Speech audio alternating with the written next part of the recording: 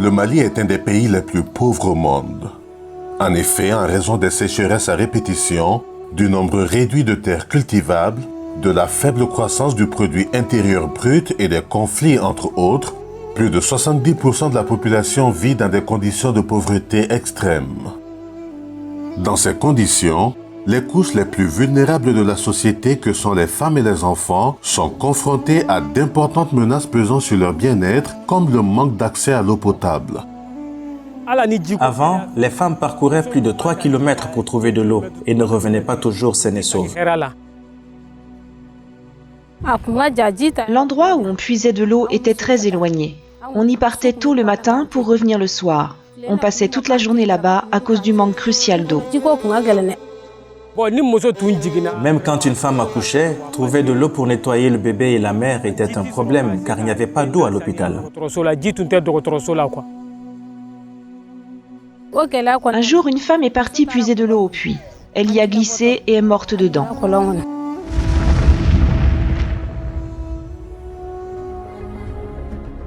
Pour remédier à ces défis, l'ONG internationale Action contre la faim intervient au Mali depuis 1997 avec des bases opérationnelles à Gao, Tombouctou, Goundam, Kay et Kita.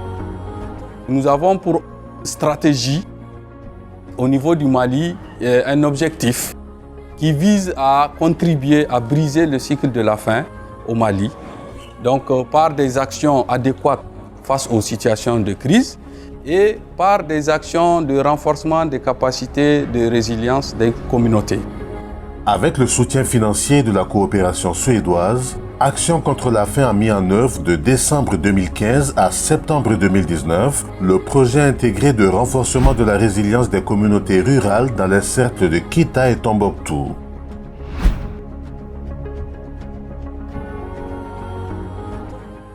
En amont de la mise en œuvre du projet, on a eu à faire des études qui nous ont permis de pouvoir déceler la vulnérabilité des différentes communautés. Et basé sur ces études à Kita, nous avons fait sortir un certain nombre de documents qu'ils ont appelés en ce temps les PAC, qui sont des plans d'action communautaire dans lesquels les actions communautaires pour éradiquer la faim, pour améliorer la résilience des communautés ont été définies. Et c'est ces actions-là qui ont été conduites à Kita.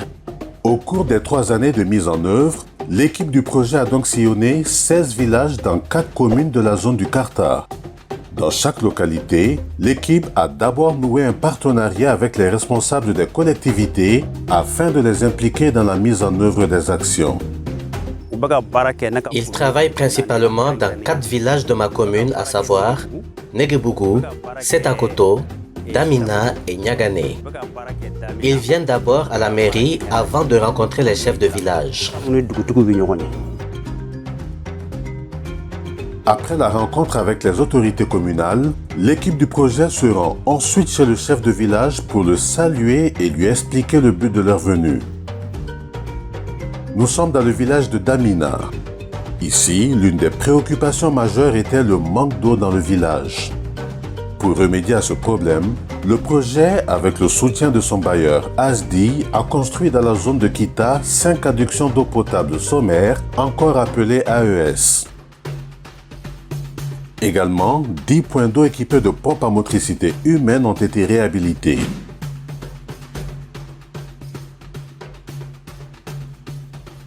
Depuis que le château a été mis en place, toute ma famille se sert là-bas afin de boire de l'eau potable. Tout le village a été soulagé.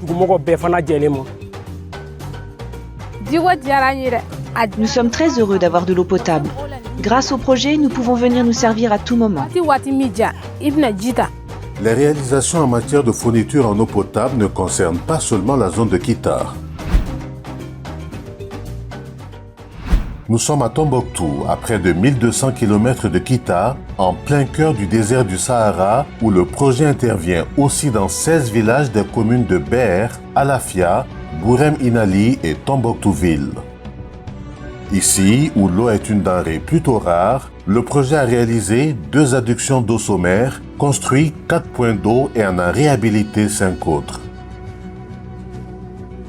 Un autre aspect du WASH concerne l'assainissement. Ainsi, dans la mise en œuvre du projet, Action contre la faim collabore avec plusieurs services techniques de l'État, dont la direction de l'assainissement qui a mis à disposition son expérience et son savoir-faire. Nous avons formé l'équipe projet d'abord, ACEF, sur les mesures et l'approche même assainissement total piloté par la communauté. Et en second lieu, nous avons formé également les acteurs locaux. Nos enfants ne tombent plus malades. Ils n'ont plus de diarrhée, ni de rhume, encore moins de fièvre. C'est pareil chez les grandes personnes aussi. Nous nous sommes organisés pour lutter contre les déchets. L'environnement est propre maintenant car il n'y a plus d'ordures. Les toilettes sont nettoyées régulièrement. Même quand on voit une personne jeter des ordures, on l'en empêche car cela amène des moustiques et des maladies. Depuis que le projet nous a sensibilisés, on a écouté les conseils. Cela nous a beaucoup servi et aujourd'hui on voit les résultats.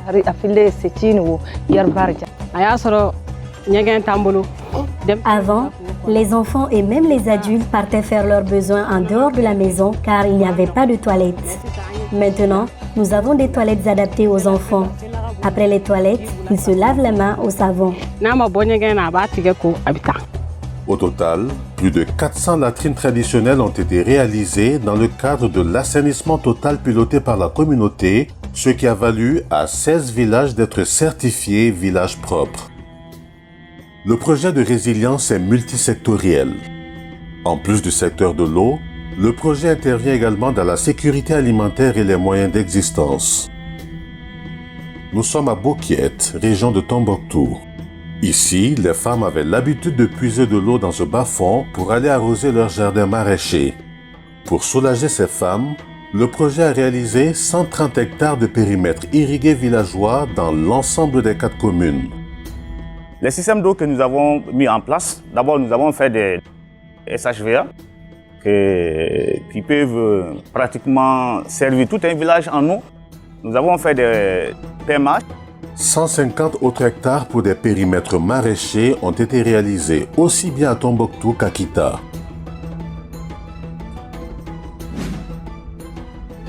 Dans le but d'acheter des semences pour ces périmètres maraîchers, Action contre la faim a collaboré avec la Direction nationale de l'agriculture de Tombouctou afin de s'approvisionner auprès des paysans locaux détenteurs de certification de semences de qualité.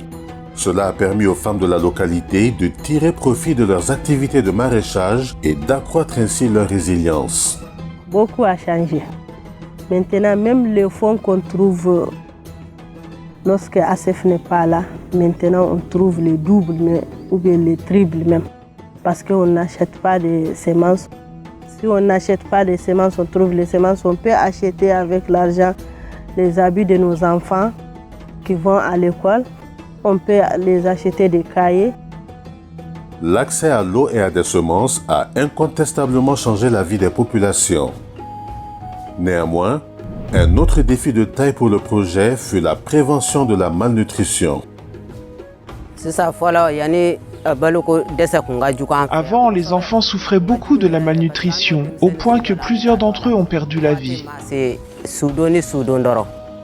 Ainsi, en collaboration avec la Direction nationale de la santé, des relais communautaires ont été formés sur les techniques de dépistage, d'animation, de visite à domicile pour qu'ils puissent continuer le travail même après la fin du projet.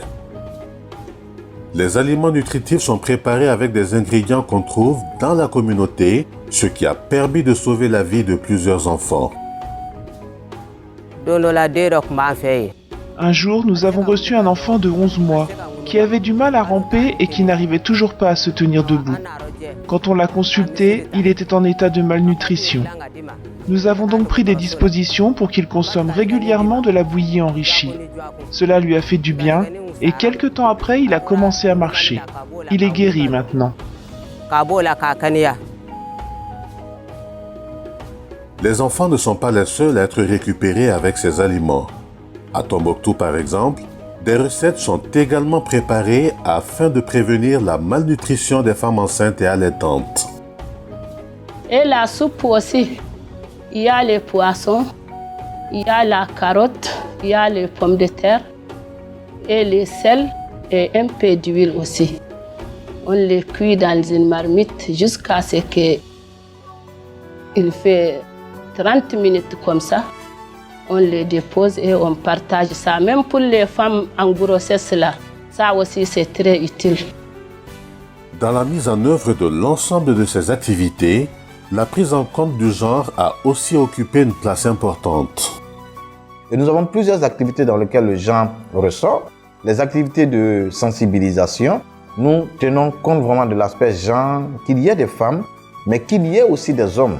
Parce que dans l'approche sensibilisation pour la bonne nutrition des enfants, le travail n'est pas seulement dévolu à la femme. Il faut que les hommes arrivent à accompagner les femmes dans cette noble tâche-là de subvenir aux besoins alimentaires des enfants. En plus des activités de nutrition, le projet a également mis en place une approche dite TJ. Par exemple, dans la zone de Kita, des jeunes de la localité ont été formés sur les techniques de sensibilisation sur la planification familiale au sein des différents groupements.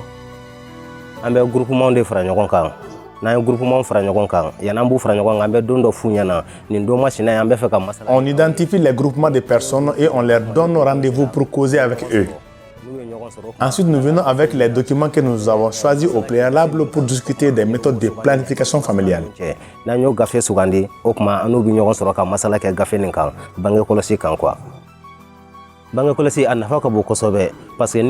Si nous parvenons à suivre la planification familiale, cela permettra d'assurer une meilleure santé à nos enfants et à réduire les dépenses des chefs de famille. Dans la zone d'intervention du projet, la plupart des terres ne sont pas favorables à la culture du riz. Pour s'approvisionner avec cette denrée incontournable dans l'alimentation, les villageois parcouraient de longues distances afin d'acheter du riz importé, trop cher et de qualité médiocre. Pour remédier à cette situation, Action contre la faim a payé des villageois pour construire 2 systèmes irrigués villageois améliorés afin d'aménager 150 hectares pour la production de la riziculture.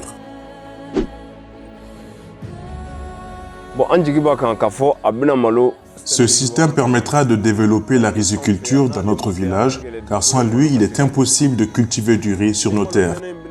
Cette culture nous permettra d'économiser de l'argent et le réinvestir dans le bien-être de nos familles et d'augmenter nos revenus.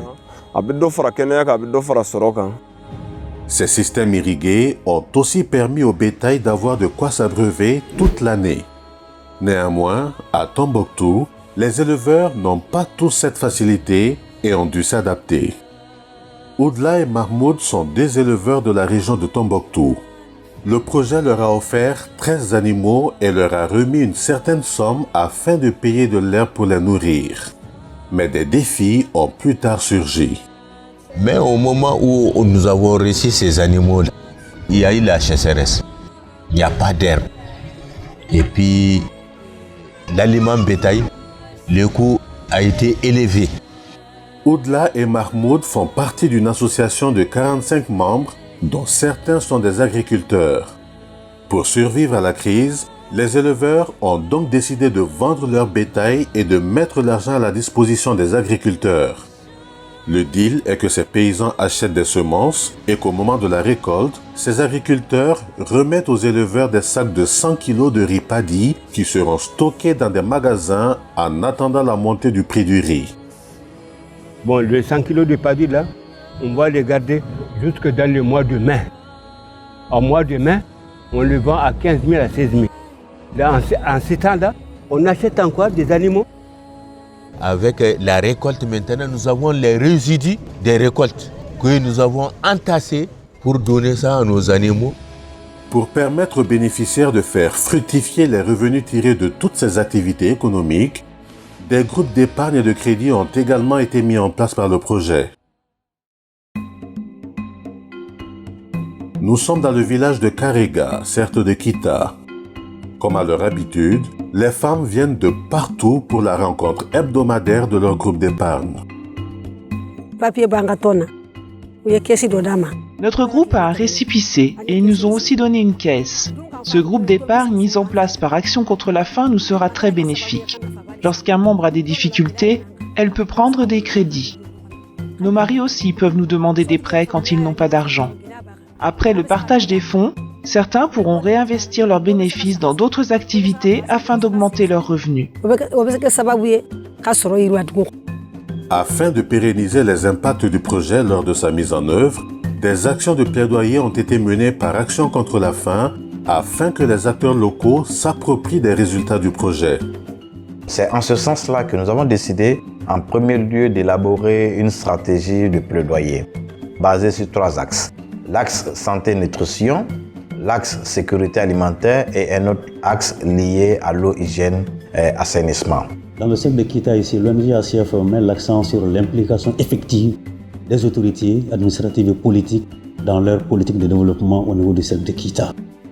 L'administration, comme je l'avais dit, les collectivités territoriales, c'est tout le monde qui est impliqué dans l'action ACF, l'action contre la faim, même ici comme acte de développement dans le cercle. Des missions de suivi et d'évaluation ont eu lieu tout au long de la mise en œuvre du projet. Même si des résultats positifs ont été obtenus au cours de ces 3 dernières années, les défis sont encore énormes pour couvrir un plus grand nombre de villages. La population vraiment souhaiterait que les actions de l'action contre faim soient étendues vraiment dans toutes les communes du cercle, parce que c'est très important. Comme vous le savez autant que moi, la région traverse vraiment des moments difficiles suite à la crise sécuritaire et politique. Et on a aussi développé des actions de valorisation qu'on doit mettre à l'échelle. Donc la mise à l'échelle demande un certain temps et une seconde phase aussi pour aller à l'échelle. On a aussi entamé des actions de changement de comportement. Nous savons tous que les changements de comportement s'inscrivent dans les longs termes. Donc ces communautés ont besoin de temps pour pouvoir adopter certaines pratiques qui peuvent sauver des vies. Le cercle de Kita a plus de 33 communes. Donc vous voyez un peu 4 communes, déduit des 33 communes, il y a beaucoup qui reste à faire. C'est vrai, nous avons au nord une situation d'urgence qui est liée à la crise politico-sécuritaire au nord et qui est descendue maintenant au centre. Mais au sud aussi, il y a des poches où nous avons des situations de sécurité nutritionnelle quand même qui ne sont pas au top. Et je voudrais quand même que les projecteurs soient un peu braqués aussi vers ces différentes poches. Les ménages vulnérables identifiés ont été satisfaits à moins de 35% en termes d'accès à la terre, en termes d'exploitation, en termes de tout ce qui est appui pendant les autres périodes de soudure. On a fait ce qu'on a pu faire.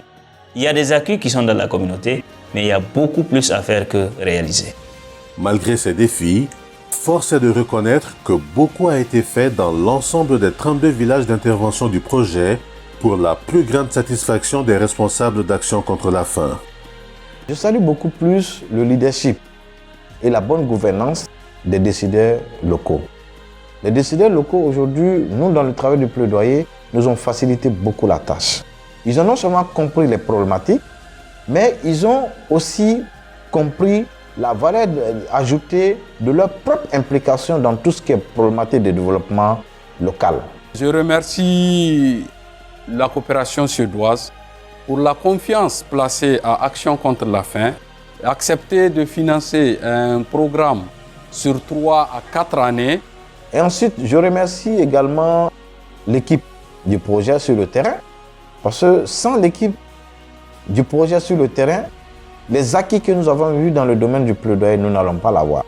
On veut bien sûr remercier ACF pour la franche collaboration. On a beaucoup apprécié de travailler avec toute l'équipe. On a surtout voulu remercier aussi le fait qu'on apprécie la volonté d'ACF de toujours aller un peu plus loin, de chercher un vrai changement et un vrai changement surtout pour la population. Du côté des bénéficiaires, leur reconnaissance est totale pour tout ce qui a été réalisé. Depuis que le projet nous a appris à prévenir la malnutrition des enfants, cela a renforcé leur santé et leur a été bénéfique. Maintenant, aussi bien les enfants que les femmes enceintes et allaitantes se portent bien. Les chefs de famille aussi sont tranquilles, car ils dépensent moins d'argent. Nous souhaiterions que ce projet continue afin de renforcer notre résilience et aussi qu'ils aillent dans les villages qui n'en ont pas encore bénéficié afin que tous mangent à leur faim.